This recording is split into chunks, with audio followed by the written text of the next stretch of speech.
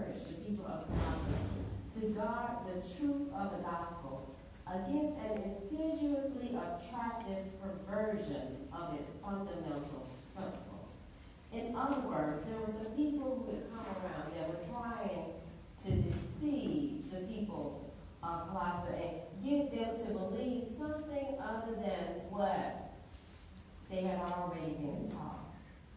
Others were putting forth a combination of Judaic and pagan doctrines and practices which tended to obscure and diminish the glory of Christ, while at the same time professing to set forth a higher knowledge and a more severely ascetic morality.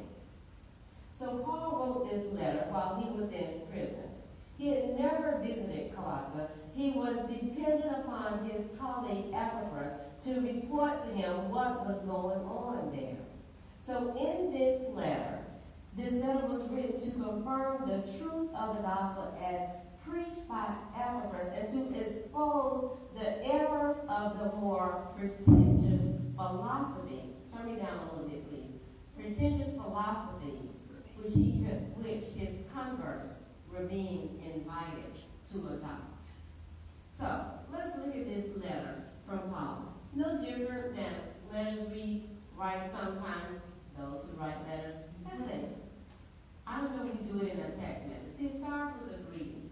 And I don't always put greetings in my text messages. You know, text messages are sort of like tweets. They're just supposed to get straight to the point. And my sister, I think, is really annoyed every time I send her a text message that doesn't start with a good morning or how you doing, because she always texts back and says, good morning, Sharon, how are you? And I'm like, it's a text message, but God said, it's not a letter. If I send a letter, I say, blessings to you on this glorious day that the Lord has made. I hope all is well with you and your family, your church, whoever I'm writing to. And you know, you do all of the niceties and all that. I just don't do that in the text message. Do not be offended if I send you a text message. I really mean no harm, just trying to get to the point. So anyway, Paul starts with the nice stuff. He's like, hi, how are you? I'm Paul. Timothy is here with me. We want to send you a letter because we know how holy and faithful and great you are. Because really what Paul wants to say is, you know, he's got some things he's trying to get to. He's trying to set it up nicely. You know, you start the letter out with you're fired. They don't read the other paragraphs. You know, if you start the letter out with you've done wrong, they don't hear anything else. You know, I don't know, sometimes when you're disciplining the kids, you have to say, you know, I really appreciate what you did so and so and so. And then there's an infamous but you should not have left that empty jug of juice. And, you know, I'm glad that you were drinking juice. That was a good thing. I really appreciate that. But don't leave an empty jug in the refrigerator, please.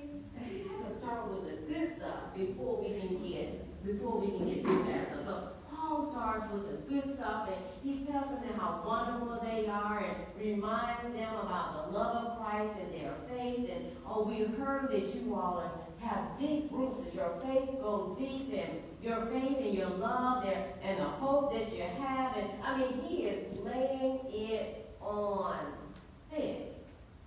Because then he says, because there are some people who have come among you who are trying to deceive you. They're trying to stop you from doing what you know is right. But this is what I like. He says to them, but I'm praying for you. I'm praying for you. And I know I have a lot of parents in here. And when your kids start acting like they ain't got good sense and don't know right from wrong, I mean, you just stop and say, I'm praying for you. It's almost like you say, I'm praying. It's almost like you say, I'm a sick God on you. That's almost what it's like. If I say I'm praying for you, that means that I have done everything I can do, and I'm just going to put you in the hands of the Lord now. And you know what? He's going to handle it. He's going to handle it, and I'm going to be okay. I can rest assured now because I have put you in the hands of God, and now I can go sleep at night and sleep good because I know that God is going to take care of it. Okay, I don't have to. And I'll take this off or something because this is not working for me. hear me? Yeah. Okay. All right. You can't hear me, just be like, I don't know what you're saying. I can't hear you. All right. So, let's go back to verse 5. I really want to spend my time around verses 5 and 6. Paul says, your faith and your love are based on the hope you have. And what you hope for is stored up for you in heaven. You have already heard about it. You were told about it when the message of truth was given to you. I'm talking about the good news that has come to you. Faith, hope, and love. We hear about those quite often in the New Testament. We hear about it here in Colossians, we hear about it in Corinthians, we hear about it in Thessalonians. Faith, hope, and love. So let's talk about this for a minute. What is faith? We say, the scripture tells us that faith is seeing is believing. Is that what the scripture tells us? I didn't think. I'm about to start Bible study class and everybody better come. Faith is seeing, is believing, even though you can't see, right? Right? Right. All right, come on. You know I got all day. My plane don't leave till 4 a.m. tomorrow. I got to tell you, I'm packed and ready to go. So I can be here with y'all as long as y'all want to be here today. Amen. Okay, so faith is believing even though you can't see it. It's having confidence. It's having confidence that only you can have when you are believing in an amazing God who is not able to fail. And so we have this faith. Even when we know that things around us are looking crazy, we still have faith that God is in control. It may not look like it, but we have that faith. We have confidence that at any moment God can step in and just say, and the wind and the waves will listen to him and just cease. So we have that confidence in the God that we serve. And then we have love. Now, when we talk about love, this isn't this kind of gushy, kind of, ooh, I love you, I did. No. This is not that kind of love. It's not even an emotion at all. This is a benevolent kind of love, an unselfish concern for the good of another person. A love that says, I don't even know you, but I care about you. I care about what happens to you, that I want the best for you. I've never seen you before a day in my life, but if you need anything, let me know, and I will do what I can to help you.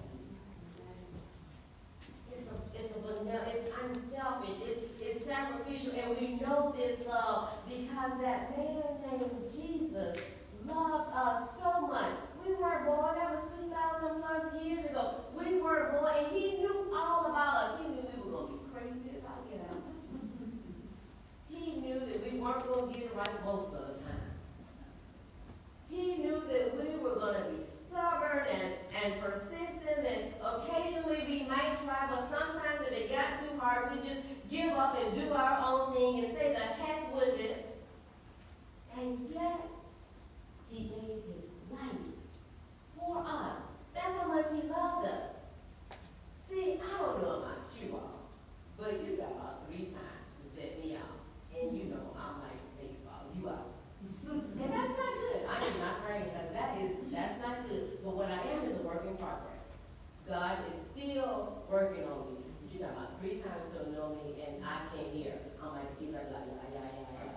I'm like, Charlie Brown is moving. I hear nothing. But Jesus is not like that. Jesus said, Fifi, oh my God, she ain't gonna get it right. Molly, oh Lord, have mercy, she ain't gonna get it right. Dom, oh Lord, where do I even start? Dick, oh. But yet,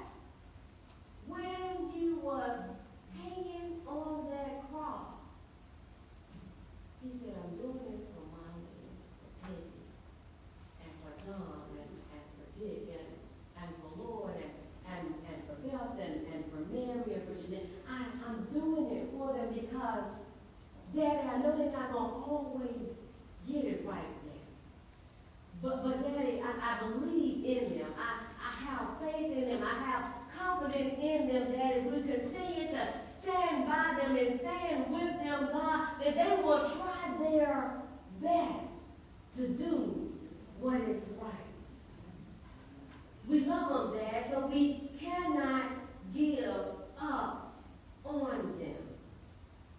That's the kind of love that I'm talking about. And then we have that hope. So when you have that kind of confidence, knowing the God that we serve, and we have that kind of love, knowing the unselfish love that allowed Jesus to die on the cross for us, then we can have hope and expectation of and anticipation that God is going to do the impossible. The only way I have hope is because I have faith in my God. Otherwise, I'd be like these people around here. I would have already have committed suicide. I thought about it before. I was probably about 30 years ago, when you're supposed to be like in your prime and they tell you, oh, these are the best days. And I said, Lord, is this all I got? You know what? I'm out. But then I remember, because I grew up in my youth group, and we used to have fun. We would go out on these little retreats, and I remember the guy saying to me, it's not your life to take, baby.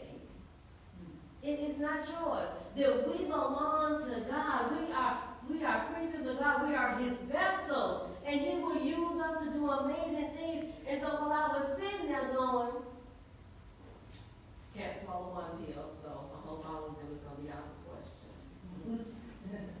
Don't have a gun and have no clue where all the people go to get one of those or what to do with it once I got it. I would probably use the knife in the kitchen, but that just seems really painful and slow. And while I was trying to figure out how I could end my journey, those words from so many years ago came back to my mind and said, you're not your own. You're not your own. That's right, it's not your own. You belong to God. He brought you to it, and he'll bring you through it. If you stop trying to do it by yourself and depend on somebody who's able to do exceedingly abundantly above